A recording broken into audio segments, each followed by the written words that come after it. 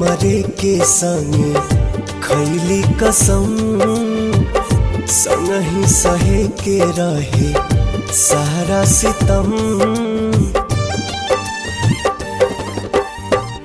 जिए मरे के संगे खैले कसम, संग ही सहे के रहे सारा सितम।